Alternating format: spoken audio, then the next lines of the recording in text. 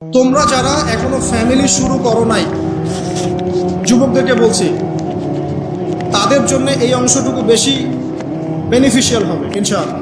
তোমাদের জন্য পথ চলাটা তুলনামূলক সহজ তাদের চাইতে যারা অলরেডি ফ্যামিলি ঢুকে গেছেন এবং বিপদও পড়ে গেছেন, বা বড় হয়ে গেছেন, দীর্ঘ সময় পর্যন্ত আপনার ইসলামের এগেনস্টে চলেছেন বা আল্লাহর হুকুম আহকামের তোয়াক্কা করেন নাই, তাদের জন্য এটা অনেক কঠিন। কিন্তু যারা এখনো ফ্যামিলি স্টার্ট করো নাই বা কেবল স্টার্ট করেছো বা করতে যাচ্ছ, তোমাদের জন্য এই অংশটুকু বেশি। আজকের লেকচারের এটা হচ্ছে মূল জায়গা। সেটা হচ্ছে আল্লাহ পাক আমাদেরকে স্ব পরিবার দিয়েছেন, তাই নাই? এবং এই পরিবারটা হচ্ছে একটা সমাজের গঠন একক। আমরা বলেছি না, গঠন একক। একটা জিনিস, একটা কোষ, তার মধ্যে গঠন একক আছে না, অণু পরমাণু আছে না। সমাজ হচ্ছে, সমাজের অণু বা পরমাণু হচ্ছে পরিবার। একটা সমাজে যদি 100টা পরিবার থাকে, তার মধ্যে যদি 90টা পরিবার সৎ হয়, আল্লাহওয়ালা হয়, ইসলাম মেনে চলে সত্যিকার অর্থেই, ইনশাল্লাহ ওই সমাজটা কিন্তু দেখবেন 8-10টা সমাজের চেয়ে ভালো থাকবে। আর একটা সমাজে মনে করেন 100টা পরিবার আছে, 90টাই ইসলামের বিরোধী শক্তি, ইসলামের এগেনস্টে চলে, ইসলামের কোনো পরোয়া নাই, আল্লাহ পাকের হুকুম আহকামের 5 পয়সা পরোয়া। ওই সমাজের অবস্থা নিঃসন্দেহে দুনিয়াটা ধ্বংস হবে, আখেরাতও ধ্বংস হবে। আর এই সমাজগুলোকে নিয়েই তো একটা রাষ্ট্র হয় নাকি? আর এইভাবে রাষ্ট্র নিয়েই তো বিশ্ব। তাহলে ক্ষুদ্রতম যে জায়গাটা, সেটা কি? পরিবার। এই জায়গায় আল্লাহ পাক আপনাকে কর্তৃত্ব দিয়েছেন। এখানে কিন্তু আপনার উপর লাঠি কেউ ঘোরাচ্ছে না। আপনি অ্যাজ এ বাবা, আপনি পরিবারের কর্তা, অ্যাজ এ স্বামী আপনি পরিবারের কর্তা, ভাই আপনি পরিবারের কর্তা।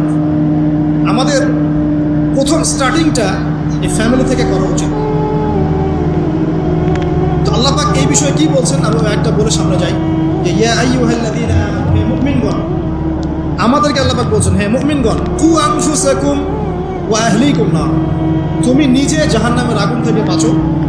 আগে নিজের চরকায় তুমি তেল দাও, নিজে জাহান্নামের আগুন থেকে বাঁচো। ওয়া আহলিকুম নার, তোমার যে পরিবারবর্গ আছে এদেরকে জাহান্নাম থেকে বাঁচাও। এই বাঁচানোটা কেমন দেখেন, আপনাদের বাসায় ছোট ছোট বাচ্চা কাচ্চা আছে না? আছে তো। একটা বাচ্চা যদি আগুন ধরতে যায়, ধরেন ও বোঝে না যে আগুন কেমন হবে, ছোট বাচ্চা, আল্লাহ না করুন, সে ধরেন একটা কয়েল ধরতে যাচ্ছে, কয়লা ধরতে যাচ্ছে, হ্যাঁ, আগুন হাত দিতে যাচ্ছে, তো আপনি কি করবেন? আপনি তাকে সেভ করার চেষ্টা করবেন। সে যদি বলে না আমাকে ছেড়ে দাও, আমি ধরবই, আপনি প্রয়োজনে একটা থাপ্পড় দিয়ে হলে তো সরাবেন, তাই না? এটা হচ্ছে বাঁচানো। আপনি আপনার শিশুটাকে এই যে হাতে আগুন নেওয়া থেকে বাঁচালেন। আল্লাহ পাক এটা বলছেন, নিজে বাঁচো, পরিবার বর্গকেও বাঁচাও। পরিবার বর্গ যদি শুনতে না চায়, না আমি জেনা করবো, না আমি গান শুনবো, না আমি মদ খাবই, হ্যাঁ, না আমি এইটা করবো, এটা করবো, যদি আপনি বুঝে থাকেন যে আপনার কথাটা হক, শাসন করে হলেও তাকে বারণ করতে হবে। এখানে আল্লাহ পাকের নসিহত হচ্ছে, তোমরা নিজেরা জাহান্নামের আগুন থেকে বাঁচো, পরিবার বর্গকে বাঁচাও।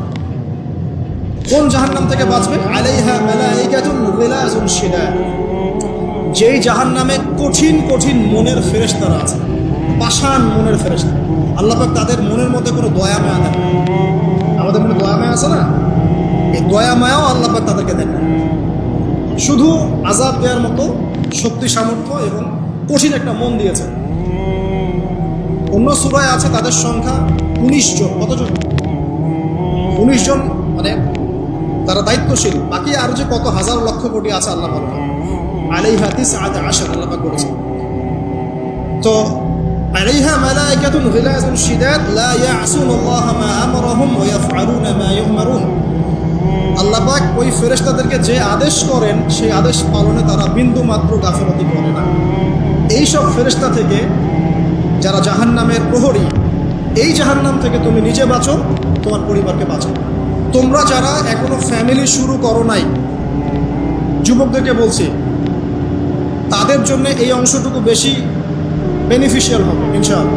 তোমাদের জন্য পথ চলাটা তুলনামূলক সহজ তাদের চাইতে যারা অলরেডি ফ্যামিলি ঢুকে গেছেন এবং বিপদেও পড়ে গেছেন, বা বড় হয়ে গেছেন, দীর্ঘ সময় পর্যন্ত আপনার ইসলামের এগেনস্টে চলেছেন বা আল্লাহর হুকুম আহকামের তোয়াক্কা করেন নাই, তাদের জন্য এটা অনেক কঠিন।